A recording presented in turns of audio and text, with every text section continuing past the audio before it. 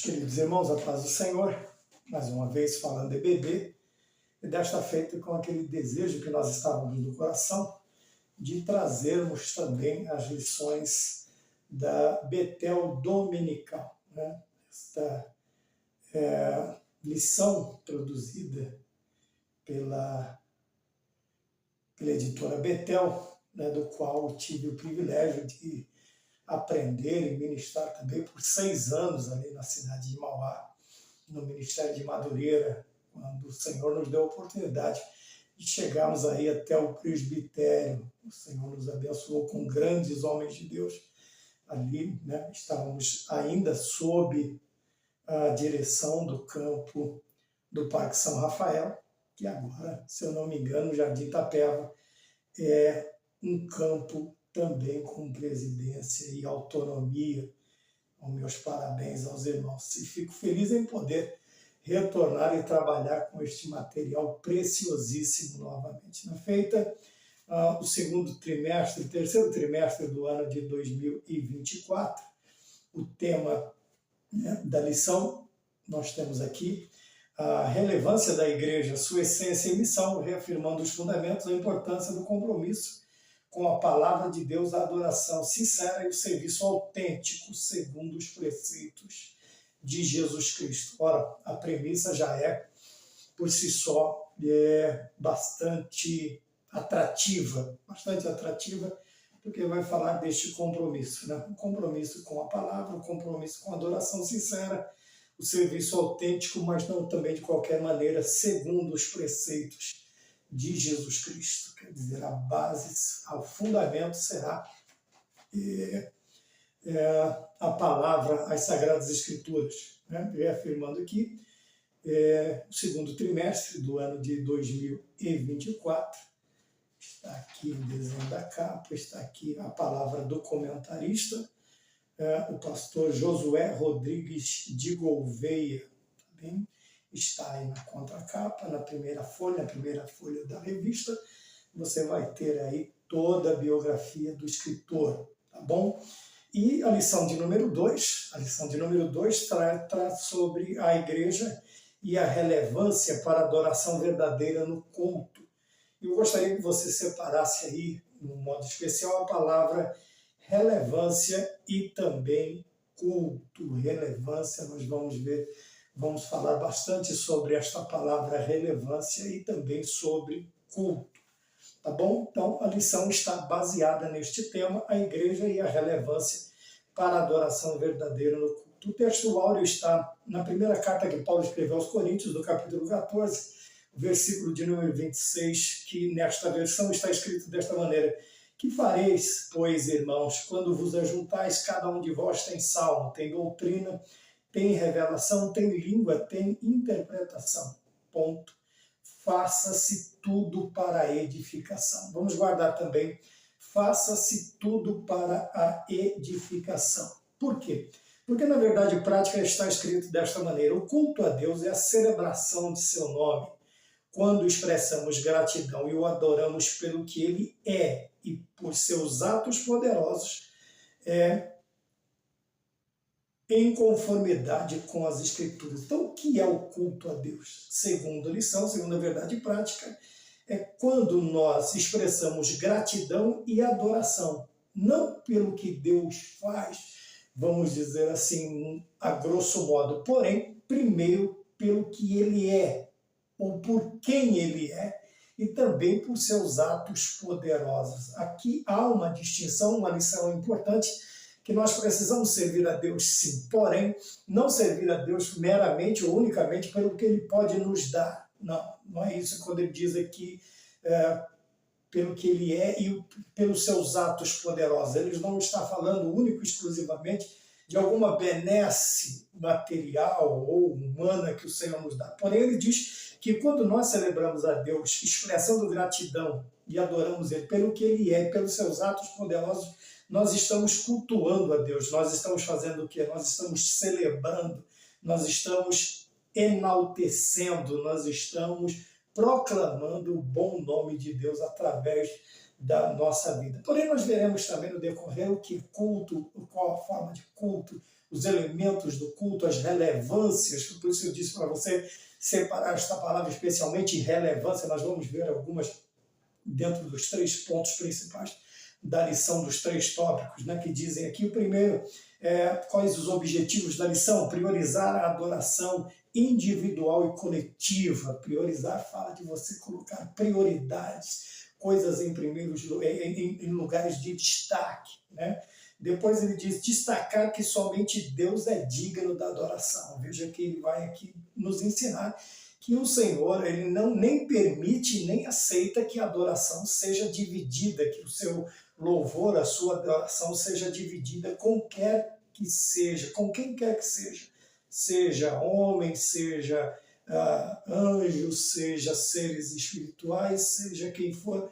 O Senhor Deus, ele pede de nós exclusividade na adoração. E a terceira, mostrar que Deus busca verdadeiros adoradores. Ora, se aqui, dentro dos objetivos, existe a palavra verdadeiros adoradores, é porque existem também os falsos, ou uma falsa adoração, ou uma pseudo-adoração. E nós precisamos estar atentos a isto. Então, vejam bem, como eu disse, né, a igreja e a relevância, quer dizer, relevância é algo importante, relevância é algo indispensável. Vamos usar a palavra indispensável, a relevância, a igreja e o que é indispensável para adorador, para a adoração verdadeira no culto, quer dizer, nesta celebração, neste enaltecimento, nesta proclamação, nesta homenagem que nós prestamos a Deus. Nós temos que ter isto em mente, que cultuar não é somente ir à igreja,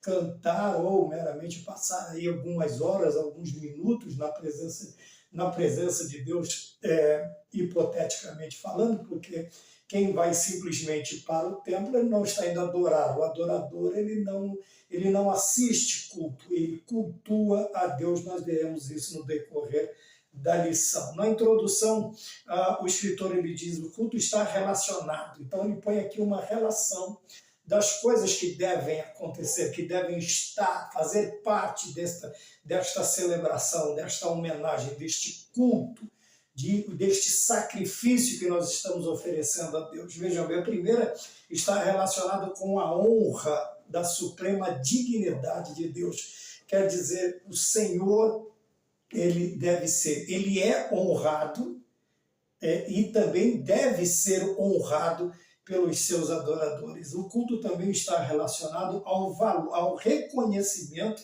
desta suprema dignidade. Quer dizer, nós precisamos reconhecer, nós precisamos ter em mente que Deus, ele é digno deste culto, desta adoração. Então ele diz aqui que é o reconhecimento, é honra, é reconhecimento, e depois ele fala sobre o valor da suprema dignidade de Deus. Quer dizer, nós temos que aprender a valorizar.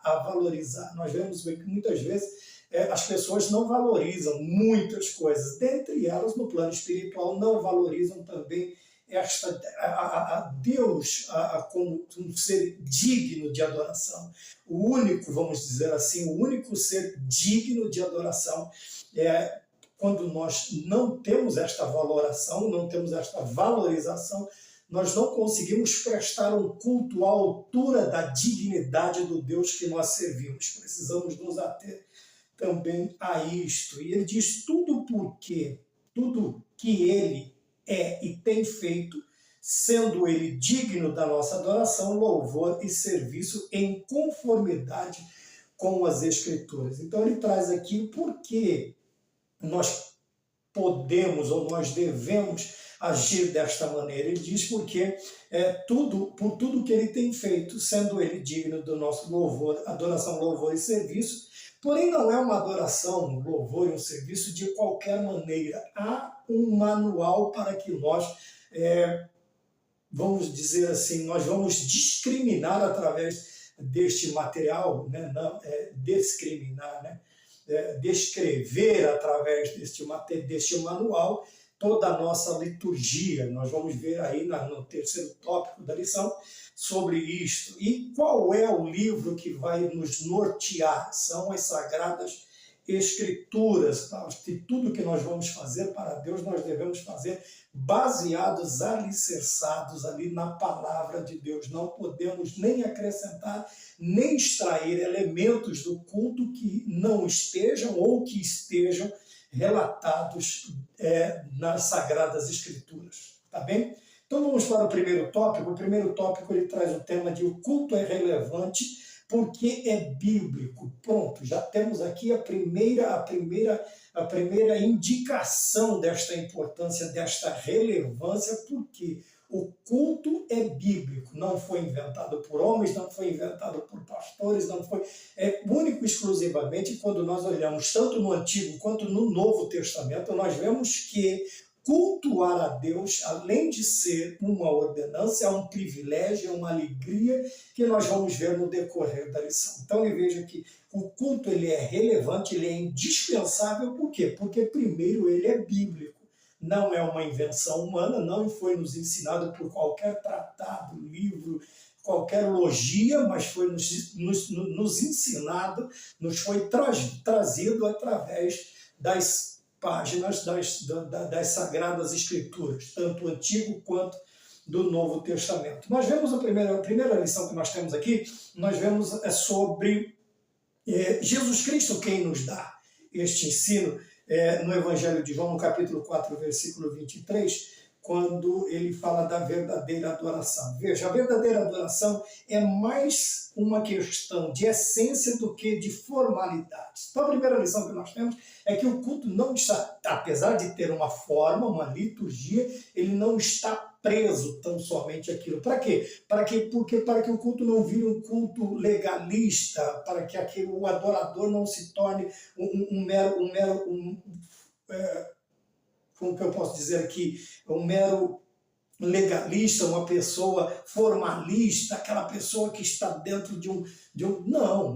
No culto, a liberdade, principalmente a liberdade de Deus em fazer segundo a sua vontade. Nós temos a liturgia para que haja ordem e decência, porém, o culto não está engessado, ele não pode ser engessado por causa de uma liturgia. Não, nós temos que dar liberdade ao Espírito Santo de Deus para que ele faça conforme a sua vontade. Por isso ele diz aqui, é mais uma questão de essência, quer dizer, é mais uma questão de alma, de espírito, de essência, de dentro para fora. Não são meramente palavras jogadas ao vento, mas algo que venha do coração. Então, a primeira lição que nós temos aqui, Jesus Cristo diz que o verdadeiro adorador adora o Senhor, vai adorar a Deus em espírito e em verdade. Então, a questão, primeiramente, aqui nós vamos ver que o culto ele não pode ser tão somente uma questão legalista, algo engessado dentro de um costume, dentro de uma visão humana. Não, logicamente, nós temos a ordem e a decência, porém, todo culto ele deve acontecer num âmbito espiritual, numa esfera espiritual, dando liberdade àquele que é cultuado, no caso Deus, de fazer conforme a sua vontade, conforme o seu querer. Então nós vemos aqui a primeira lição. Depois a segunda lição que nós temos aqui é que a adoração envolve não apenas um lugar formal onde nós nos reunimos, quer dizer, as quatro paredes. Nós vamos ver da importância de um lugar para cultuar. Porém, à primeira vista aqui, na lição de Cristo, nós vamos ver que o nosso culto ele não começa e termina dentro de quatro paredes. Veja, ele diz aqui, não está apenas no lugar formal onde nos reunimos para cultuar a Deus, mas tudo o que fazemos em nossas vidas. Quer dizer, nós cultuamos a Deus, a igreja, irmos ao culto, é uma continuidade do culto que nós já estamos prestando desde a hora em que acordamos, desde a hora que nós nos levantamos pela manhã, ou não sei qual o seu horário de trabalho, não sei qual o seu horário de acordar, de levantar, mas cultuar na igreja é uma extensão do culto desde as primeiras horas do nosso dia, Veja o que ele diz aqui, que não pode haver, de novo, esta formalidade de acharmos que o culto só acontece, ou ele só deve acontecer dentro das quatro paredes do templo, quer dizer, no lugar formal onde nós nos reunimos. Pelo contrário, ela é um culto dentro, ou vamos dizer assim, dentro da denominação, da igreja, do templo, é uma extensão do quê? Do que fazemos em nossas vidas. Quer dizer, a nossa vida começa, né, desde a mais tenra idade. A nossa vida, principalmente a nossa vida espiritual, começou quando nós aceitamos a Jesus Cristo como nosso Senhor e suficiente Salvador da nossa vida. Então, desde esse momento, nós estamos cultuando a Deus. A partir do momento em que eu abro os olhos para mais um dia que o Senhor Deus me concede esta vida, eu estou cultuando. Meu culto começa ao Senhor. Quer dizer, eu vou enaltecer a Deus em todas as minhas atitudes, em toda a minha maneira de viver, em todo o meu dia. Então, ele diz aqui, começamos essa introdução do primeiro tópico: o culto é relevante porque é bíblico. Ora, isso já bastaria, não precisaríamos de mais argumentos para expor a relevância da adoração verdadeira no culto. A única, já dizendo que é uma relevância porque é bíblico, já seria o suficiente. Porque nós temos a Bíblia como nosso livro de regras de fé e de prática. Quer dizer, toda a nossa ética moral, toda a nossa cosmovisão, ela é traçada através dos ensinamentos das Sagradas Escrituras, e nós precisamos nos preocupar com isso. Bom, quer dizer, o subtópico do tópico número 1 é o culto no Antigo Testamento. Ora, nós vamos notar na lição que tudo girava em torno do templo. Toda a vida religiosa de Israel, ela girava em torno do templo, né? Do templo, tanto do templo móvel, como nós vemos do templo de Moisés, depois com o estabelecimento de Israel na Terra Prometida. Obviamente, Davi sente no coração de construir um templo, uma casa, uma morada para Deus, para ali ele colocar a arca do concerto, né, propiciatório, colocar ali o que simbolizava a presença de Deus.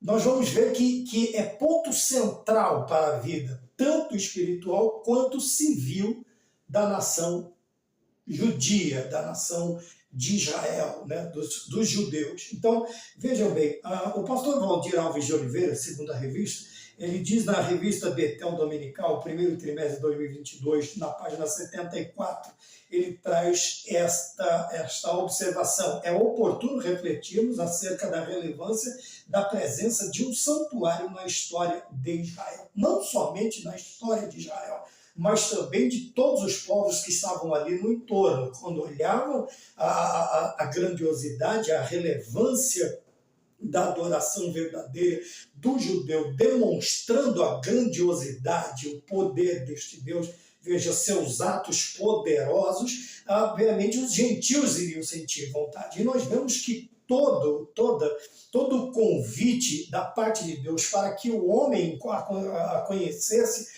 a vontade dele e também conhecesse o lugar em que Deus destinou, nós vamos ver no segundo livro das Crônicas, Deus destinou para ali estar o seu nome e abençoar o povo de Deus, está ligado à palavra vinde. Veja, o Antigo Testamento, vinde. As pessoas, as nações tinham que vir, se deslocar até o templo, até Israel, para ali conhecerem, para ali ouvirem, para ali terem este contato. Nós vamos falar sobre intimidade com Deus também. Eles deveriam vir a Israel, Passando o carro na frente dos bois, nós vamos ver que o Novo Testamento ao invés de vinde, é ide. Veja a diferença. Mas, porém, a centralidade do culto a Deus em Israel, ele está ligado intimamente à existência de um tabernáculo, de um templo, de um lugar de adoração. E também aqui, segundo o pastor Valdir Alves de Oliveira diz, é oportuno refletirmos acerca da relevância da presença de um santuário. Ora, meus irmãos, hoje não é diferente. Hoje não é diferente porque nós precisamos também de um lugar para adorar a Deus, e nós veremos isto um pouco mais adiante. Mas toda a adoração a Deus no Antigo Testamento, ela está intimamente ligada à existência de um santuário. E nós temos aí, quando Deus concede a Moisés, dá a Moisés as medidas, tudo o que deveria conter, estar tanto dentro quanto fora do tabernáculo móvel, e dali em diante agora o povo tem um lugar. A centralidade está no deslocamento pelo deserto, nos 40 anos do deserto. Nós vamos ver que quando a nuvem parava, ou a nuvem de dia, ou a coluna de fogo, era para eles estabelecerem, primeiro construção feita, primeiro edifício a ser levantado era o templo,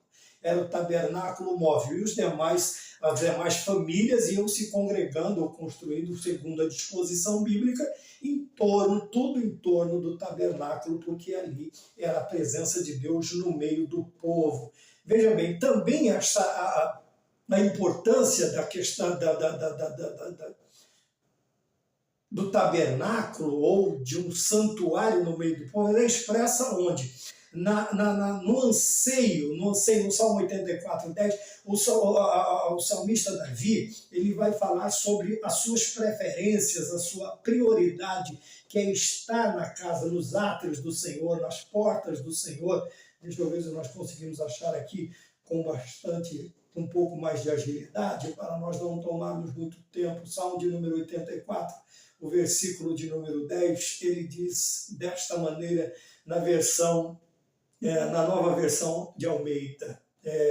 Pois um dia nos teus átrios vale mais do que 1000, prefiro estar à porta da casa do meu Deus a permanecer nas tendas da perversidade. Veja que era tão intrínseco esse ensinamento, esta querência, vamos dizer assim, a importância, a relevância do santuário no meio do povo de Deus, que, veja, há um determinado anseio, não ansiedade, mas um desejo muito grande de fazer o quê? De estar, de adorar, de ficar na presença de Deus neste lugar. Então ele diz aqui, o escritor ele põe desta maneira aqui, que o Salmo 84:10 expressa o anseio e o que significa para o autor adorar a Deus no templo em Jerusalém. Veja, havia um desejo grande de estar na casa do Senhor, a ponto de o salmista dizer assim: eu prefiro um dia nos teus átrios do que fora dele 1000 anos. Eu prefiro estar à porta da casa do meu Deus a permanecer nas tendas da perversidade. Veja bem essa importância. A importância, quando nós temos esta ideia, nós temos em nosso coração marcado de forma indelével esta ideia da importância do santuário, nós temos anseio de estar nele, um desejo grande, um desejo muito grande de estar na casa do Senhor, de ir à casa do Senhor. Também nós vamos ver que, por que este anseio? Porque é um lugar onde Deus se revela de uma maneira mais singular, vamos dizer assim. Deus se revela em todos os lugares? Sim, obviamente. Se você estiver andando debaixo de um pé de manga, toma cuidado para não ser jaca, que se for muito grande é perigoso. Né? Mas se você estiver debaixo de uma muito frondosa, se eu não me engano o hino diz, muito frondosa amoreira, não me lembro da música, da letra da árvore, mas há um hino na harpa cristã que diz debaixo de uma muito frondosa árvore. Mas se você estiver, onde você estiver, e você estiver em espírito e em verdade, Deus vai se revelar, desde que não seja um lugar que não seja próprio do cristão, para o cristão. Né? Deus também não vai, a não ser que você esteja lá e precise de uma ajuda urgente de Deus, aí sim é uma outra situação. Porém, vejam bem, Deus estabeleceu lá no livro de 2 Crônicas, capítulo 7, do versículo 12 até o 16, nós vamos ver que na consagração do templo, Deus ele estabeleceu para ali se revelar ao seu povo de uma forma mais clara, mais singular, mais específica. Ele tanto diz assim: se este povo que se chama pelo meu nome se humilhar e e orar, e se desviar dos seus maus caminhos, eu ouvirei do céu, sararei a sua terra, e perdoarei os seus pecados. Desde já os meus ouvidos estão abertos, os meus olhos, nada de Deus estava gravado que não pudesse ouvir a oração que fosse feita naquele lugar. Então Deus escolheu aquele lugar para pôr, vamos dizer assim, ali o seu nome. Então, o tabernáculo, veja, a primeira coisa, eu anseio, eu desejo estar na casa de Deus. Segundo, eu sei que ali Deus se revela de uma maneira especial, singular, para todos os cristãos no culto de forma coletiva, e também tem na vida daquele que tem este reconhecimento, alegria. Por isso o salmista, no Salmo 122, ele diz, alegrei-me quando me disseram. Então vejam bem, desejo de estar na casa do Senhor, o reconhecimento de que ali está o nome do Senhor, e o Senhor se revela, e a alegria de estar na casa do Senhor. São três palavras importantes na vida do cristão que quer ter realmente uma vida relevante, ou ter a relevância da adoração para Deus no culto que nós prestamos, né? Dentro da aplicação pessoal, eu coloquei aqui na lição, e há uma questão, e nós continuamos empolgados e tendo anseio, quer dizer, desejo por estar reunidos como povo de Deus para a oração, louvor e anúncio da palavra de Deus? É um questionamento. Ora, cada um responda a si mesmo, né? Responda-se a si mesmo. Ainda há esse desejo em nós, este anseio, esta alegria, esta consciência de que Deus colocou aquele lugar, ou nós agora meramente estamos tratando o templo como um lugar de encontro de amigos, de amigas, de namoricos, de, sei lá, né? De uma infinidade de expressões, de sentimentos que não cabe ao culto, não cabe no templo.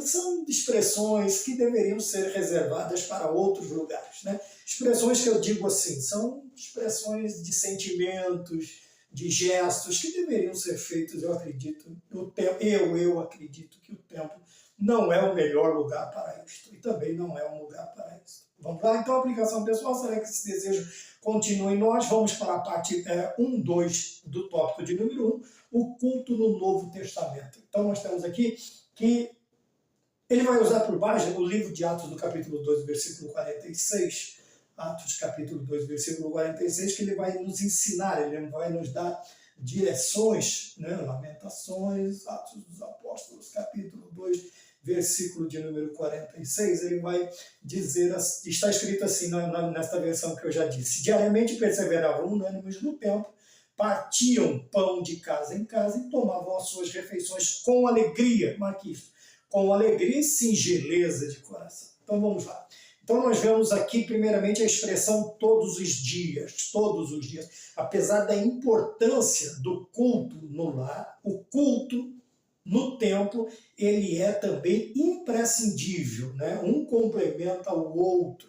E ele diz aqui que nós vemos que a expressão todos os dias significa algo contínuo, algo que tem que ser feito, não sei, semanalmente, 3 dias por semana. O interessante seria se pudéssemos todos os dias, porque ele diz aqui diariamente, quer dizer todos os dias eles estavam lá, mas nós vivemos um tempo, uma geração, um contexto totalmente diferente, em que alguns não podem estar todos os dias no templo. Porém, a palavra aqui, ela fala sobre todos os dias, significa algo contínuo, quer dizer, deve ter uma determinada frequência. Nós precisamos estabelecer uma determinada frequência para estar na presença de Deus. 2, ele diz unânimes, né? Diz aqui no versículo, perseveravam unânimes, fala de unidade e propósito, ou unidade no propósito também.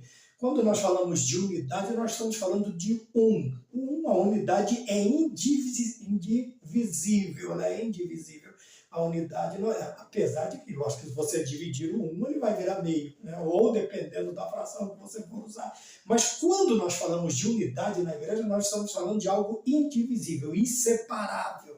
Tá bom? Nós estamos falando meramente de união, estamos falando de unidade. E ele fala também da unidade ou a unidade e propósitos. Né? Aqui eu gostaria de colocar assim, unidade também de propósitos. Os nossos pensamentos devem ser um. Os nossos propósitos devem ser um. Primeiro, adorar a Deus. Segundo, a proclamação. Terceiro, nós devemos ter um pensamento único, uma unidade de propósito. Os nossos pensamentos devem ser um. Pensamento da igreja, da comunidade. Eu já falei sobre isso, embora eles se reuniam nas casas, todavia o culto lá não era, né, não suprimia a necessidade do templo. Lógico que nós temos uma igreja no começo, nós não temos ainda o canon do Novo Testamento formado, e obviamente esses novos convertidos, ou sua maioria judeus, obviamente eles se deslocavam para o templo. Né? E o escritor aqui ele coloca que somente aí no ano 300 depois de Cristo é que começam a surgir os templos, vamos dizer aqui, oficialmente surgisse no terceiro século, né? Embora 300 já não dão perdão. No terceiro século depois de Cristo, os templos então oficialmente começam a aparecer. Porém, apesar de todo do versículo 42 ao 47, do capítulo 2 de Atos dos Apóstolos, nós vamos ver que a relevância do templo, ela não era suprimida por causa dos cultos nos lares ou das reuniões dos lares. Então nós precisamos, no Novo Testamento, veja, continua a relevância de um local específico. Paulo diz, nós temos casa para comer e nós temos casa para dormir. Por que não teríamos casa também para adorar a Deus? É aí que está. Nós precisamos estar nos voltarmos para isso também, tanto no Antigo quanto no Novo Testamento. O tabernáculo, o templo, um lugar de adoração específico, ele é de uma relevância muito grande, é de uma importância gigantesca na vida do cristão, ou na vida tanto do Antigo Testamento quanto do Novo Testamento. 1:3, o culto na atualidade. Sabemos que na Nova Aliança a presença e o culto a Deus não estão restritos a um lugar. Vejam bem, vamos entender isso aqui. Vejam, como nós dissemos, o Senhor Jesus Cristo disse, nem neste monte e nem em Jerusalém, nem em Gerizim, no Monte Gerizim, nem em Jerusalém, mas os verdadeiros adoradores adorarão o Pai em espírito e verdade. Ele está dizendo que ter um lugar para adoração é irrelevante. Não tem importância. Não é isso que Cristo está dizendo. Ele está falando que os verdadeiros adoradores adoram o Pai independente da circunstância, do local, da posição geográfica, onde ele estiver, ele estará adorando a Deus. Veja. E ele diz aqui também assim, mas esta sublime verdade, qual verdade? Os verdadeiros adoradores adorarão o Pai em espírito e verdade, não substitui a necessidade e o imperativo, que é uma ordem, né? Um imperativo é algo imperativo, é uma ordem, é uma determinação também, é um princípio divino, adorar a Deus. Veja, o culto coletivo da igreja é realizado no templo. Em Hebreus, ele vai citar Hebreus 10:25, para nós não deixarmos a nossa congregação, como é costume de alguns, porém, hoje ele diz aqui no culto na atualidade, e infelizmente podemos dizer que o mesmo tem se tornado costume de muitos. Veja que aos Hebreus, o escritor, se eu falei Paulo, me perdoe. Não dá para bater o martelo nessa questão. O escritor aos Hebreus diz, é costume de alguns deixar o culto. Porém, o escritor ele traz aqui que nos nossos dias, na atualidade, infelizmente, tem se tornado costume de muitos. Então, tem uma parte interessante aqui que está escrito, eu ensinei que.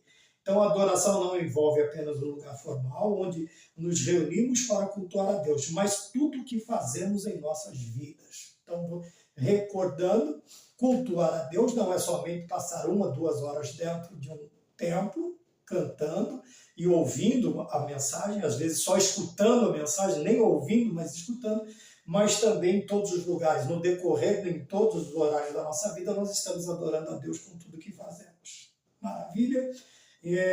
Vamos então para o tópico de número 2. Tá? Desculpa a pressa para o vídeo não se tornar muito longo.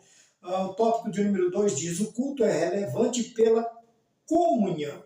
Outra coisa importante, por que nós precisamos cultuar? Por que a relevância, a importância do culto, de cultuar a Deus? Então ele diz aqui que a palavra para comunhão do grego é koinonia, né? Todos os nossos alunos de escola dominical e também que frequentam cultos de doutrina, tá bom? Mudaram hoje o nome, é culto de ensino, mas quando era culto de doutrina, era bom. Quando falava culto de doutrina, então aí a coisa ia para o grau superlativo, né? É uma brincadeira com as palavras, tá bom? Então, no culto de ensino, juntamente com a escola, porque a escola dominical não está desatrelada ao culto normativo da igreja. Não, a escola dominical não é um culto à parte, não é uma sessão à parte da igreja. Pelo contrário, ela faz parte do contexto eclesiástico, eclesiológico da igreja. Então, nós precisamos dar essa importância. Veja, dentro dessa palavra koinonia, que expressa o que? Intimidade que deve haver. Veja, o que é intimidade? Intimidade é aquele secreto, é muita proximidade. Quando aquela pessoa ela é muito próxima de uma determinada pessoa, mais próxima do que os outros. Né? Vamos relembrar aqui o fato de João se reclinar no peito de Jesus Cristo. Isso revela uma intimidade que outros não tinham, nem de chegar perto, nem alguns mantinham uma determinada distância. Veja, porém, aquele que tem essa intimidade, veja, a intimidade tem um secreto com Deus, tem algo secreto com Deus, ele tem o seu particular com Deus, veja, ele tem também essa proximidade com Deus. Porém, eu gostaria de explicar que é sem atrevimento. Tá? Tem pessoas aí que acham que ser íntimo de Deus é usar termos que não condizem com as terminologias bíblicas referentes à santidade, à soberania de Deus, quando nós usamos determinados termos, né, para mostrar que somos íntimos de Deus, que estamos próximos de Deus, usamos Deus no nome de Deus no diminutivo e expressamos determinadas coisas que dentro das Sagradas Escrituras não nos ensinam. Então nós precisamos tomar cuidado. E essa intimidade, veja, essa intimidade, essa koinonia, ela deve ser tanto na horizontal quanto na vertical. Não adianta eu falar que eu tenho comunhão com Deus, que eu sou íntimo de Deus, se eu não tenho intimidade com meus irmãos. Então vejam bem, horizontal, igreja, vertical com Deus. Então não adianta nem também dizer que eu tenho comunhão, que eu estou em comunhão com a igreja, se eu não estou em comunhão com Deus, se eu não tenho essa intimidade com Deus. Tá bem? Então vamos voltar. A intimidade é o que? É você ter um secreto com Deus, é você ter muita proximidade, é você ser muito chegado de Deus, muito achegado a Deus. Você sabe que a pessoa é íntima, ele tem momentos sei lá, com determinada autoridade que os outros não têm. Não tem. Ele é convidado para ir na casa, ele é convidado para ir, sei lá, numa festa, ele é convidado para ir numa churrascada, ele é convidado... Por quê? Porque ele tem intimidade. Os outros já ficam só reclamando, né? O filho mais velho. O senhor nunca me deu nenhum bezerro. Ah, meu filho, tudo aqui é teu. Esse filho mais velho não tinha intimidade com Deus. O filho mais novo chega, apesar de ser um esbanjador, pródigo esbanjador, ele vai lá e acaba recebendo, na alegria do pai e também dos empregados, recebendo aí presentes. E o filho pródigo que não tinha, o filho que ficou mais velho, que não tinha intimidade com Deus, só ficou reclamando. E o pai foi lembrá-lo de que tudo que era do pai era dele também. Só que ele não tinha essa intimidade com o pai. Quando nós temos intimidade com Deus, nós podemos nos achegar à mesa preparada, cabeça ungida, cálice transbordando, isto que é vida. Tá bom? Vamos mais adiante. Então, 2.1, comunhão com Deus. Conforme já dissemos, a comunhão com Deus não se restringe ao culto, ao ambiente. Mas também, irmãos, nós precisamos reconhecer o quê? Que a frequência aos cultos ela é imprescindível. Tá bom? Ela é importantíssima. Por quê? Porque é um veículo, quer dizer, um ambiente propício para quê? Para conduzir o adorador ao encontro real com Deus. Veja, em casa, a sós com Deus, tal, você tem uma intimidade, mas quando você está em comunhão, brasas reunidas, né? Uma brasa só não faz churrasco, dependendo do tamanho da carne. Mas um braseiro, aí, meu amigo, o trem esquenta e vocês entenderam? Então vejam bem, vamos tentar falar num linguajar bem koiné, sem ser um linguajar também que não expresse a seriedade da palavra de Deus, mas veja bem, nós precisamos entender que o ambiente adequado para conduzir o adorador a um contato maior, a uma intimidade, a um encontro real com Deus é o quê? É o templo. É o templo porque as brasas estão reunidas. Por isso que a Bíblia está escrito, que o fogo arderia continuamente sobre o altar. E não se apagaria, porque o sacerdote ele disporia lenha todos os dias. Mas essas lenhas não estavam separadas umas das outras, elas estavam juntas. Por isso elas acendiam e a brasa acesa ela emite calor, ela emite luz, ela emite uma infinidade de... Nós podemos pôr ilustrações várias aqui, também não temos tempo para isso.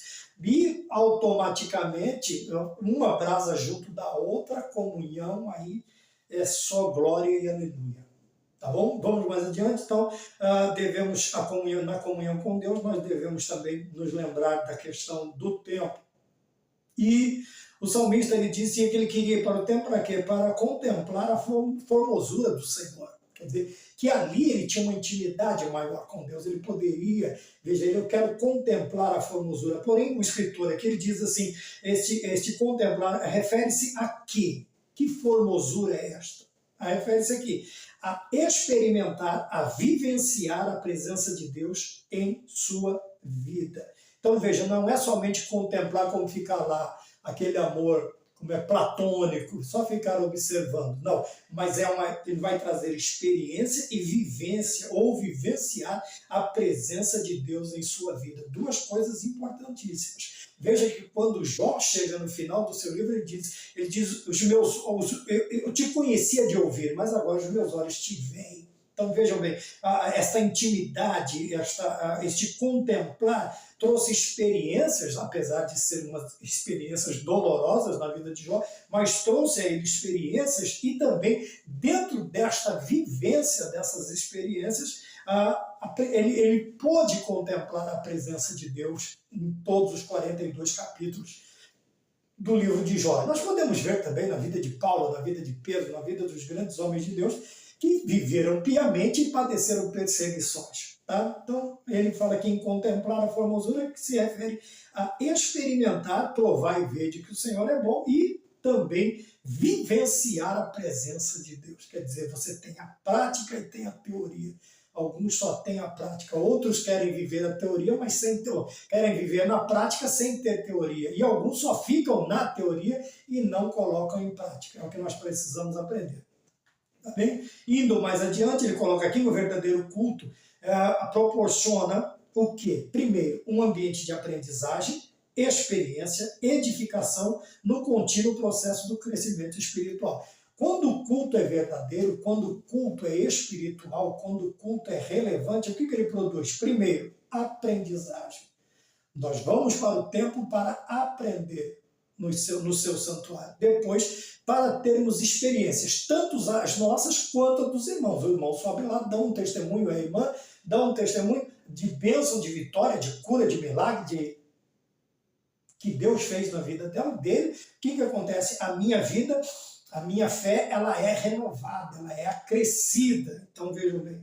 Então, experiências tanto minha quanto as dos irmãos, por isso a comunhão, o templo é importante, e a edificação no contínuo processo de crescimento espiritual.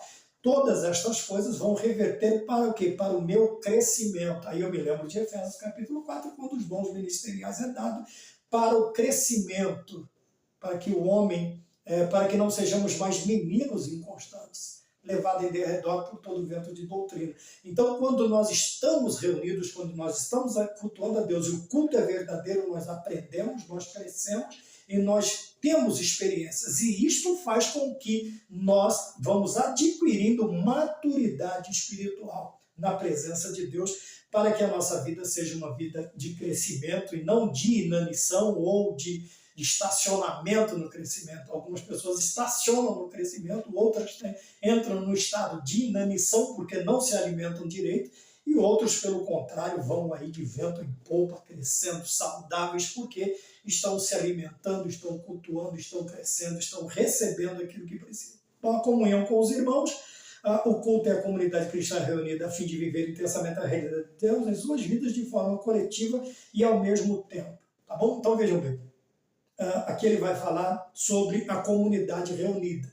A comunidade reunida. E mais abaixo ele diz assim, no último parágrafo deste tópico, ele diz: o verdadeiro cristão tem prazer na companhia dos seus irmãos e o ambiente de culto oportuniza isto. Então vejam bem, comunhão com os irmãos, o culto é a comunidade cristã reunida a fim de viver intensamente a realidade de Deus em suas vidas, de forma coletiva também, né? Logicamente aqui não dá para falar de uma... Apesar de que também você pode, no culto, ter as experiências coletivas e pode ter também as suas experiências ali. Isso não quer dizer que uma coisa se distinga ou que seja melhor do que a outra. Não. Porém, aqui a ideia é essa questão, de que o verdadeiro cristão tem prazer na companhia de seus irmãos e o ambiente do culto ou de culto oportuniza isto. Oportuniza o quê? O prazer na companhia. O prazer de estar em companhia com os irmãos, de estar junto com os irmãos, de cultuar a Deus, de adorar a Deus, não é somente rever os irmãos, mas juntos estar ali adorando a Deus. No resultado, então nós temos aí ponto 3 do tópico 2, o resultado da comunhão. No que resulta isto? Qual é o final de tudo isto? Veja bem, de acordo com o Salmo 133, a comunhão é agradável a Deus, a comunhão é terapêutica, a comunhão é restauradora e a comunhão é abençoadora. Então vejam bem, 4 resultados interessantes para a vida do cristão. A primeira coisa é que nós agradamos a Deus a partir do momento em que nós temos prazer, em que nós amamos os nossos irmãos. Obviamente, qual é o pai, vamos falar agora de nós, qual é o pai que não tem prazer em ver a harmonia entre seus filhos? E qual pai, qual genitor, a genitora, que não fica triste quando os seus filhos, a sua prole, está distanciada, brigada, não tem comunhão, não tem... Deus, da mesma maneira, se alegra quando nós cristãos, nós temos esta comunhão. O resultado da comunhão, primeiro, então, é a alegria de Deus, é ver os seus filhos, ver a sua igreja reunida, prazerosa, contente, unida, adorando e bendizendo o seu nome. 2, ela é terapêutica, vamos dizer assim, ela traz saúde. Por quê? Você está ali, você está se alegrando, você está tendo comunhão, você está conversando depois do culto, logicamente, na hora do culto não é para conversar, esta comunhão, na hora do culto, a comunhão aqui é só em adorar, dar glória a Deus, louvar, exaltar o Senhor, falar em línguas estranhas, o outro interpreta, como deu o versículo do texto áureo, quer dizer, cada um tem uma participação, cada um trouxe o seu sacrifício para apresentar a Deus. Então ela é terapêutica a partir do momento em que ela traz saúde, né? Assim como o perdão traz saúde, ou o arrependimento traz saúde para os meus ossos, a comunhão ela é terapêutica, porque, né? E hoje nós temos tantas pessoas assim, né? Precisando de determinadas soluções, eles vão procurar e não tem. Ora, o simples fato de você estar rodeado das pessoas que você ama e que amam a você também, já é uma terapia muito grande. Veja o quanto nós ficamos felizes quando os nossos parentes, os nossos filhos, netos, os nossos pais, no caso de quem tem, estão conosco, a alegria que isso nos traz, né? Isso restaura, anima, nos alegra.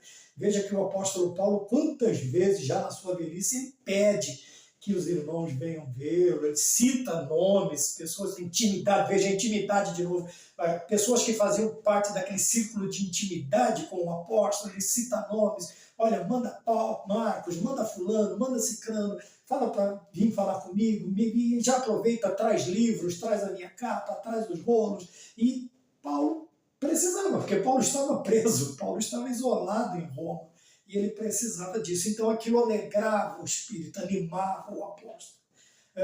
A comunhão é restauradora, tanto de um adorador, eu, vamos dizer no caso, quanto, sei lá, restaura relacionamentos de irmão com irmão, relacionamentos familiares, restaura relacionamentos, em todas as áreas, quando nós nos reunimos, nós vamos ver que a restauração ela é completa. E a comunhão ela é abençoadora. Por quê? Eu sou abençoado a partir do momento em que eu tenho uma intimidade, uma comunhão maior com os meus irmãos. Eu sou abençoado pela amizade, sou abençoado pelo companheirismo, sou abençoado pelos testemunhos, sou abençoado de várias maneiras. Eu sou abençoado através da comunhão. Então esse é o resultado, é a conclusão da comunhão. Só coisa boa, só me traz coisa boa. Então vamos mais adiante, a última parte, 3, os elementos centrais do culto. Lembra que lá no início eu falei sobre acrescentar, sobre retirar elementos que não fazem parte da liturgia dentro das Sagradas Escrituras? Agora é a parte importante. Então, quais são os elementos? Ele vai expor aqui os elementos centrais e imprescindíveis em um culto. O que o culto precisa? O que a minha adoração? O que o meu sacrifício? Eu não estou indo lá assistir um culto, então eu estou indo cultuar. Então, dentro desta reunião, deste culto, o que deve existir? Primeiro, palavra de Deus. 2, oração. 3, a adoração. Então vamos agora dispor em prioridades. Qual é a prioridade no culto? É o excesso de louvores, é o excesso de testemunho, é o excesso de participação, de oportunidades? Não. Ponto central do culto é a palavra de Deus. Assim como a palavra de Deus é cristocêntrica, o culto cristão deve ser bibliocêntrico. A Bíblia tem que estar no centro de tudo. Veja, ela é essencial à vida do cristão, tanto como comunidade, como individualmente. As Sagradas Escrituras, ela é essencial, ela é vital para o cristão. É questão de vida ou morte espiritual e talvez até além também da vida espiritual. Veja, nós precisamos ter estas prioridades. Então, veja, primeiro, a palavra de Deus, ela é essencial à vida cristã. Depois aqui, ele diz, o seu lugar no culto, a Bíblia é um instrumento primordial para o desenvolvimento do culto. Ora, toda a liturgia tem que estar em torno de quê? Do ensinamento das Sagradas Escrituras. Nós não podemos simplesmente ir lá apresentar a Deus uma coxa de retalhos. Não. Porém, a base, quem vai nos fornecer os elementos do culto é a palavra de Deus, são as Sagradas Escrituras. Quer dizer, ele diz aqui que ela é um instrumento primordial para quê? Para o desenvolvimento do culto, quer dizer, da adoração. Tem que estar tudo dentro da palavra, vir pela palavra e voltar à palavra. Tudo voltado à palavra de Deus, quando nós adoramos ao Senhor. 2, quando se compreende esta realidade, ela está presente do início ao fim. Quer dizer, toda a liturgia tem a sua base na Bíblia. O desprezo pela palavra de Deus tem resultados em cultos sem conteúdos, palavras vazias, a maioria palavras persuasivas de homens. Paulo diz assim, eu não fui a vocês com isso, mas com o poder de Deus. Veja, não adianta nós meramente chegarmos ali e expormos todo o nosso conhecimento, toda a nossa ciência, toda a nossa, sei lá, o nosso vocabulário, o nosso vasto dicionário mental e não haver o principal, que é a unção dentro da palavra do Senhor. Veja, quando a liturgia não tem a sua base na Bíblia, ou quando o desprezo pela palavra de Deus ele é visível, você pode até sentir, você vai sentir, você vai ver através do quê? Cultos sem conteúdo, vidas vazias, e uma superficialidade espiritual adoecedora. Vejam bem, então vamos lá por partes aqui. Vamos lá. Primeiro ele diz, sem conteúdo. Eu já falei, por que sem conteúdo? Porque todo o conteúdo ele provém das Sagradas Escrituras. Se eu desprezo as Sagradas Escrituras, eu vou fazer o quê? Contar a história de carochinha. No púlpito eu vou encher linguiça, dependendo do tempo que me derem aí para pregar. 2, ele vai falar que vidas vazias, igrejas cheias, tem a frase hoje, igreja cheia de crentes vazios. Que são crentes vazios? São crentes que não assimilam, que não têm também o que, né, ouve nada, ouve vento. Como diz o antigo, né, carga d'água, né, miolo de pote. Quem sabe o que é pote, sabe para que ele serve. Né? Aquele que fica no cantinho, ia lá na mina, no riacho, buscava água, filtrava, coava a água e colocava em potes de barro para a água conservar fresquinha. Né? Não gelava, mas ficava fresquinha. Veja, então miolo de pote é água, tá bom? Então, veja, muitas vezes as pessoas, as suas vidas estão vazias. E também levando uma superficialidade espiritual adoecedora. O problema é que esta doença, ela não fica só no portador, essa doença ela é transmissível. Veja que quando o escritor aos Hebreus vai falar da raiz de amargura, ele diz que a raiz de amargura ela passa, contamina os outros. Essa doença da superficialidade espiritual, ela passa para os outros. Ela passa para os outros. Né? Porque nós temos que levar em consideração também que muitas pessoas têm a nós como exemplos. E quando a nossa vida é superficial, a vida deles também será. Quando nós estamos com determinadas doenças, nós, pelo contato, vamos transmitir esta doença aí, da superficialidade. Tá bom? Então, a palavra de Deus ela é central no culto.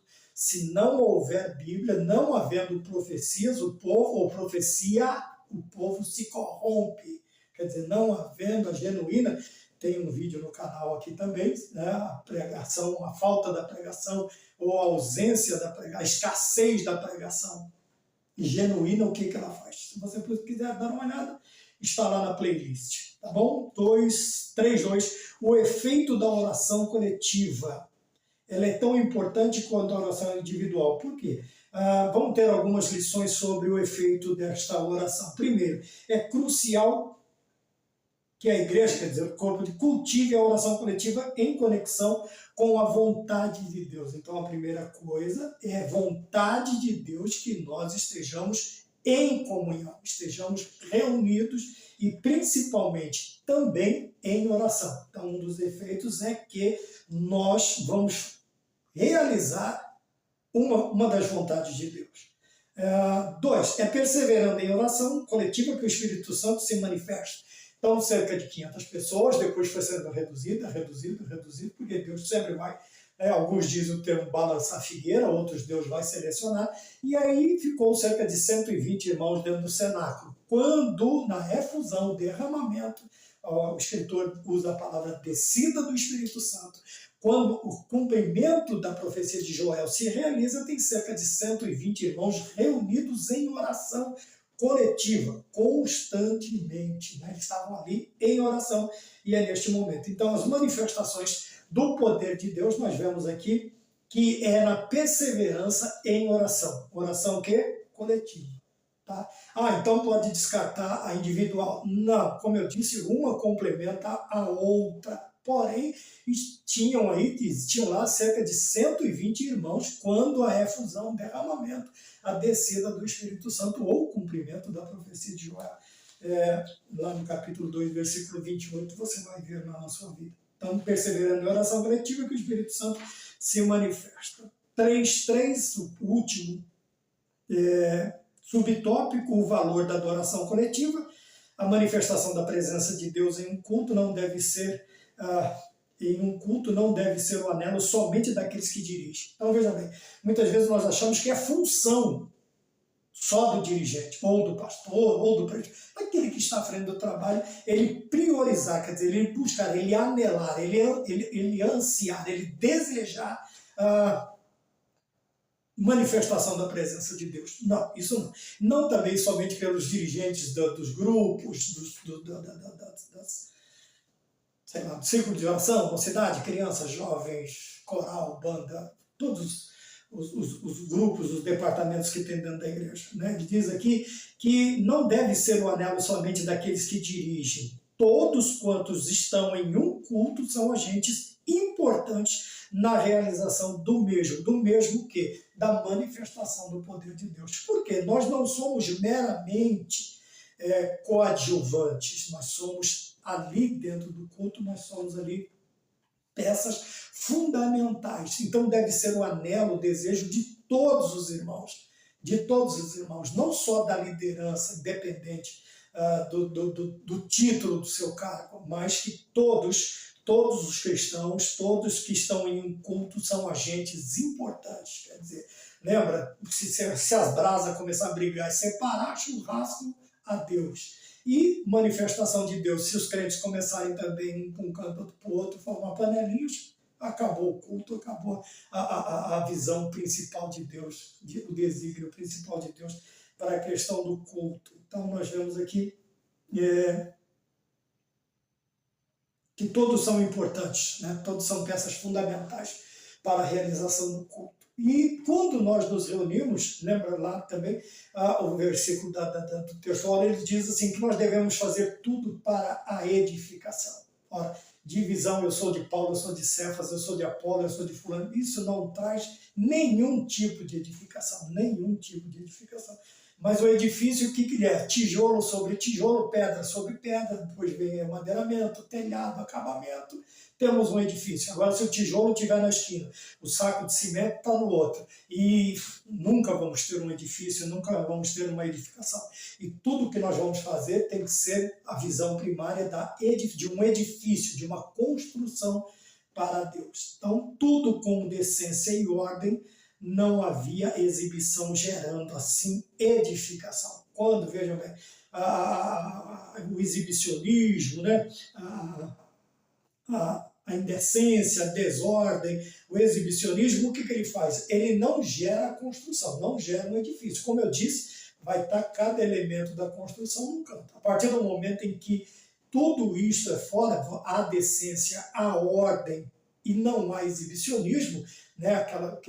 Hoje tem pessoas que quase querem ser chamados de semideuses, né? Mas quando todos os elementos estão juntos, aí você pode, né, para fazer um concreto, você precisa unir todos os elementos que formam aí cimento, areia, pedra, né? Você vai fazer uma massa de reboco, você vai sentar tijolo, é um edifício, é uma construção. Tudo que você vai ter que fazer, esses elementos vão ter que ser amalgamados. Eles vão ser aí juntos de uma maneira, e vão ser todos, sei lá, se for numa betoneira, se for na enxada, eu não sei no que vai ser.